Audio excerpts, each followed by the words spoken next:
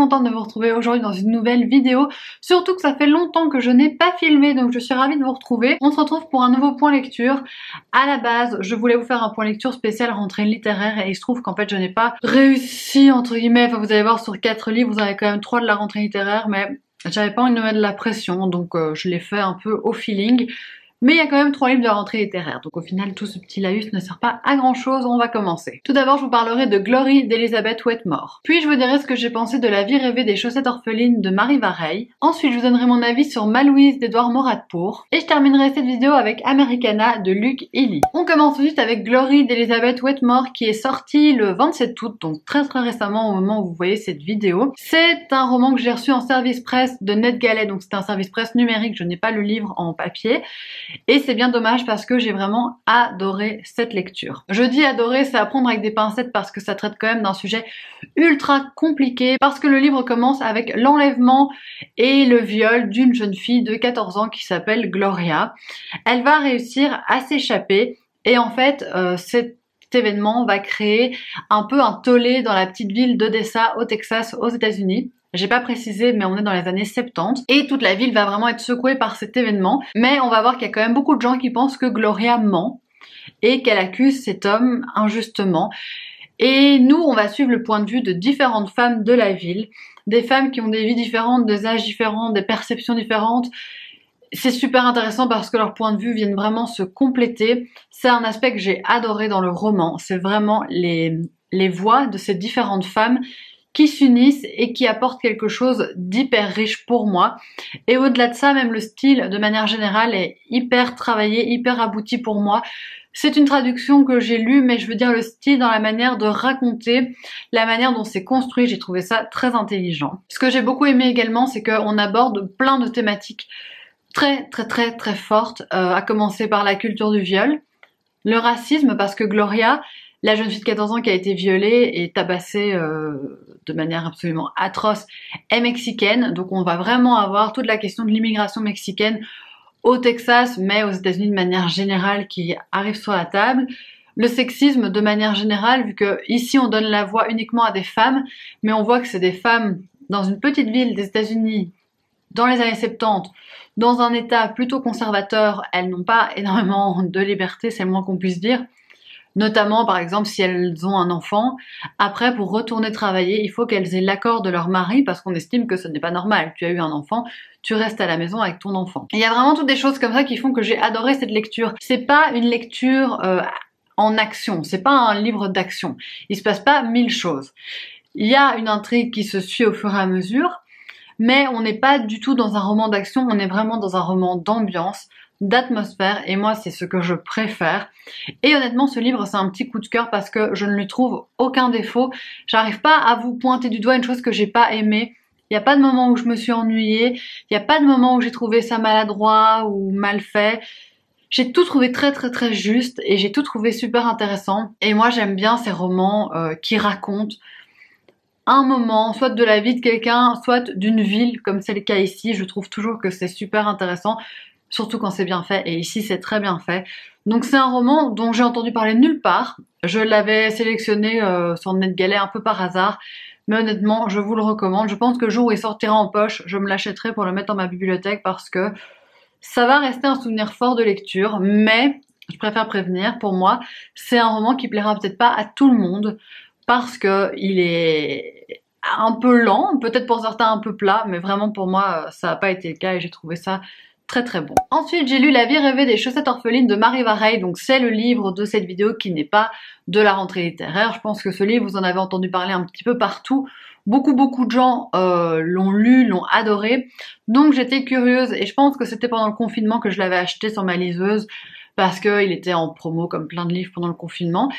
Et c'était une lecture parfaite pour l'été. Ici, on va suivre le personnage d'Alice en 2018 et en 2011.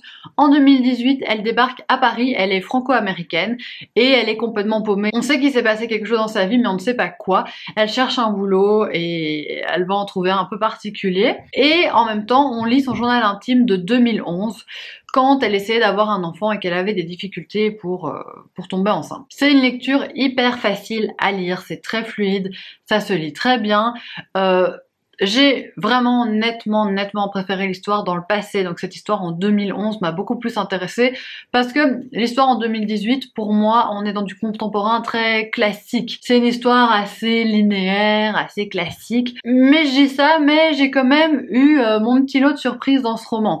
Donc on suit quand même une intrigue classique, mais je pense que vous pourriez être étonnés. Je ne veux vraiment pas du tout en dire plus. Donc je m'arrête là, mais ce qui m'a le plus intéressé, c'est l'histoire en 2011, parce que c'est une histoire que je trouvais plus profonde, plus creusée, plus intéressante à mes yeux. Ce que je reproche, c'est que pour moi, les personnages étaient hyper stéréotypés.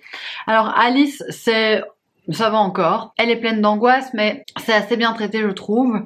Mais les autres personnages... il y en a un, il débarque au travail le premier jour, il demande « Bon, quand est-ce qu'on va pouvoir poser nos congés? On a combien de jours de congés par an ?» Mais c'est la première chose qu'il dit. Je comprends qu'on se renseigne sur ça quand on se fait engager, mais tu ne débarques pas au travail le premier jour en disant « Bon allez, c'est quand les congés ?» Je trouvais ça un peu spécial. Il y en a une, elle est végane et elle écrit des mails à Alice, et dans chaque mail, elle parle d'une recette végane sans gluten qu'elle a faite, mais dans chaque mail. Pour moi, être végane, ça ne définit pas une personne, c'est un des aspects de sa personnalité. Mais quand tu es végane, tu n'as pas à en parler à chaque fois. Ça n'a pas beaucoup de sens pour moi. Enfin, ça me gênait, le traitement des personnages à ce niveau-là. Je les trouvais vraiment clichés. Je levais tout le temps les yeux au ciel. Mais ça se lit très bien. C'est un chouette moment de lecture quand vous avez envie de pas trop vous prendre la tête. Surtout qu'il faut savoir que c'est quand même émouvant. Donc on n'est pas que dans la légèreté. Il y a quand même des choses plus sombres et plus profondes et plus émouvantes que j'ai trouvé bien maîtrisé. Dans l'ensemble, c'est un chouette roman. C'était la première fois que je lisais Marie Vareille. J'ai bien aimé, honnêtement, j'ai bien aimé. Je ne rejoins pas la majorité des personnes qui ont trouvé que c'était un livre vraiment excellent, un gros coup de cœur. C'est pas du tout un coup de cœur pour moi, parce que je pense qu'il y a pas mal d'éléments que je vais oublier au fil du temps. Mais sur le coup, j'étais chaque fois contente d'y revenir, j'étais chaque fois contente de me replonger dans ce roman, et ça m'a emportée, et ça a très bien fait le job. C'est ça que j'attends d'un livre comme ça.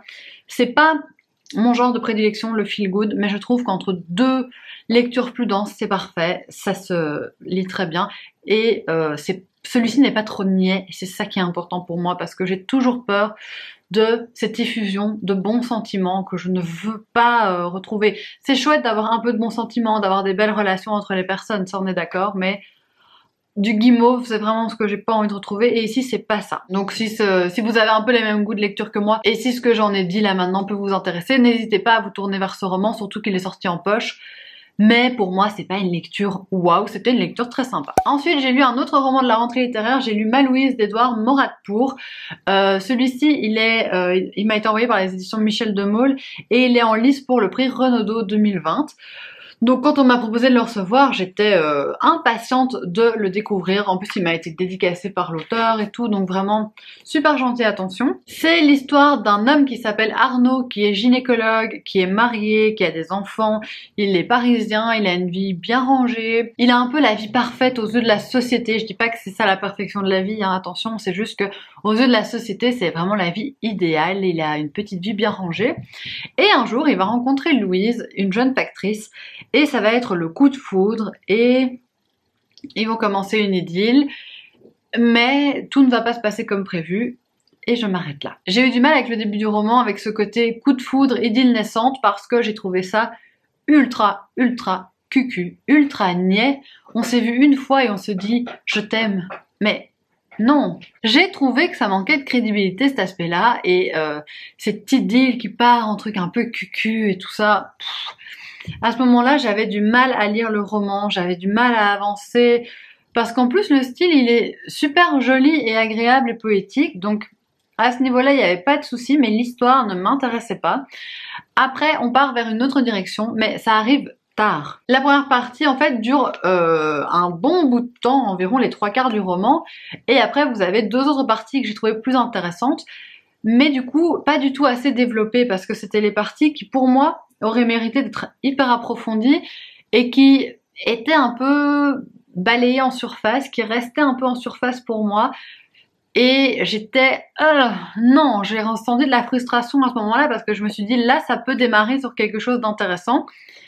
Et on va pas assez loin à mon goût. Donc on reste vraiment s'attarder sur cette petite romance toute mimi. Et puis le reste, on passe très vite, et et sans vraiment approfondir. Je sais pas trop quoi vous dire de plus à propos de ce roman. Pour moi, ça a été une petite déception parce que il y a quand même un bon bout du roman où je me suis ennuyée. Après, il y a un truc qui se passe qui est intéressant, mais ça retombe un peu pour moi.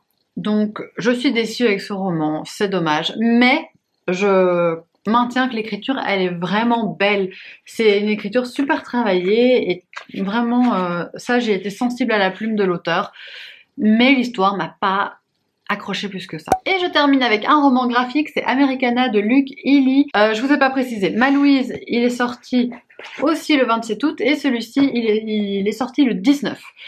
Donc ici, c'est un roman graphique sur l'histoire vraie d'un Irlandais qui en 2016 a fait la marche du PCT. Donc c'est une randonnée qui va du sud des États-Unis, enfin près de Los Angeles, et qui remonte jusqu'au Canada. Si vous avez vu le film Wild, elle fait une partie du PCT. Ou si vous avez lu le bouquin, ça marche aussi, mais moi je ne l'ai pas lu, j'ai juste vu le film. Et c'est un Irlandais qui est vraiment amoureux des États-Unis. Il rêve d'habiter aux États-Unis, mais c'est pas si facile parce que chaque fois il a un visa, puis en fait il doit repartir dans son pays. Et là, il va partir sans s'être entraîné, faire cette marche de, tenez-vous bien, 4280 km. On passe par des zones arides, on passe par des zones où il y a des intempéries, on passe par des grosses montées, des sentiers compliqués. Il a mal aux pieds, il rencontre des gens, il est malade, il connaît des problèmes familiaux. Enfin, il va vraiment traverser plein de choses à travers cette marche et il va avoir beaucoup de réflexions. J'ai trouvé que c'était un chouette roman graphique, c'est vraiment du nature writing pur et en fait, je me rends compte que moi, c'est un style qui me convient pas à 100% parce que je trouve ça toujours super chouette d'avoir des descriptions ou ici des illustrations de grandes étendues de nature, mais dans les faits, au bout d'un moment, je trouve toujours que c'est un peu redondant et un peu... à un moment, pour moi, le soufflet retombe un peu parce que ça m'intéresse moins. Et c'est exactement ce que j'ai eu ici. Au début, j'étais très enthousiaste. Et au fur et à mesure, les histoires, je les ai trouvées de plus en plus répétitives. Et c'est dommage. Par contre, ce que j'ai bien aimé, c'est que c'est vraiment une alternance de parties plus narratives et de parties complètement dessinées. Ça, je trouve que c'est cool. Et au niveau du dessin, c'est un dessin hyper simple. Et il n'y a qu'une colorimétrie très réduite parce qu'on utilise seulement du rouge, du bleu et du blanc. Et ça, c'est chouette d'un côté parce qu'on a cet aspect très simple du dessin. Mais en même temps, c'est dommage parce que des fois, il dit le paysage est absolument incroyable, mais moi, sur ma petite case, je vois un peu la même chose que ce que je vois depuis le début. Donc, je trouve que pour représenter le type de paysage magnifique qu'il a dû traverser, c'est peut-être un style de dessin un petit peu pauvre. Ça reste uniquement mon avis. Et voilà, c'est tout pour cette vidéo. J'espère vraiment qu'elle vous aura plu. N'hésitez pas à me dire si vous lisez des livres de la rentrée littéraire ou pas, ou si ça vous intéresse pas du tout. Moi, c'est vraiment pas le truc qui m'intéresse le plus, mais comme j'en ai reçu, je les ai lus. N'hésitez pas non plus à me dire ce que vous lisez en ce moment. Et moi, je vous retrouve très bientôt pour une nouvelle vidéo. Gros bisous!